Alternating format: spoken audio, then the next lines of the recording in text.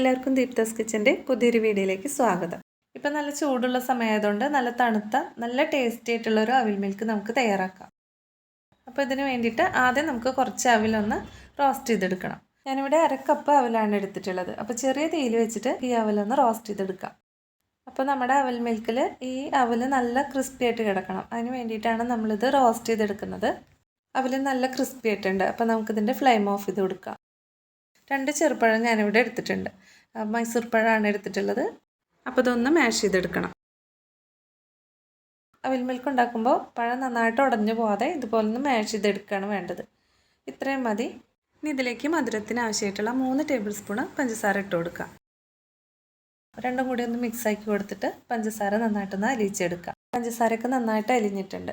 അപ്പോൾ നമ്മൾ അവിൽ മിൽക്ക് ഉണ്ടാക്കാനായിട്ട് വേറൊരു ബൗളിലേക്ക് ഇത് മാറ്റാം. ഇനി ഇതിലേക്ക് നമുക്ക് റോസ്റ്റ് ചെയ്തെടുത്തിട്ടുള്ള 1/4 കപ്പ് കപ്പലണ്ടി ചേർത്ത് കൊടുക്കാം. 2 ടേബിൾ സ്പൂണോളം ടൂട്ടി ഫ്രൂട്ടിയും കൂടി ചേർത്ത് കൊടുക്കാം.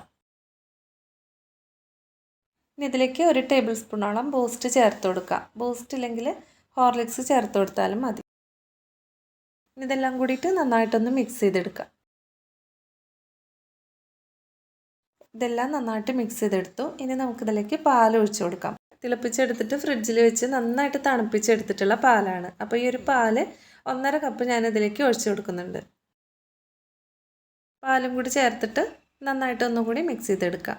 അപ്പോൾ അവൽ നമ്മളിതിലേക്ക് ഈ ഒരു സമയത്ത് ചേർത്ത് കൊടുത്തിട്ടില്ല. ഏറ്റവും ലാസ്റ്റാണ് നമ്മൾ അവൽ ചേർത്ത് കൊടുക്കേണ്ടത്.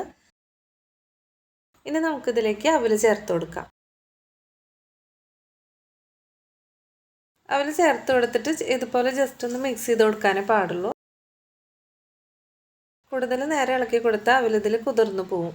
ഇപ്പം നല്ല ക്രിസ്പി ആയിട്ട് തന്നെയാണ് അവലിരിക്കുന്നത്. ഈ ഒരു അവൽ മിൽക്ക് എല്ലാവരും ഒന്ന് ട്രൈ ചെയ്ത് നോക്കണം. വീഡിയോ ഇഷ്ടപ്പെടുകയാണെങ്കിൽ ലൈക്ക് ചെയ്യാനും അതുപോലെ സബ്സ്ക്രൈബ് ചെയ്യാനും അഭിപ്രായങ്ങളൊക്കെ കമൻറ്റ് ചെയ്യാനും മറക്കരുത്. വീണ്ടും അടുത്തൊരു വീഡിയോ ആയിട്ട് കാണാം. താങ്ക്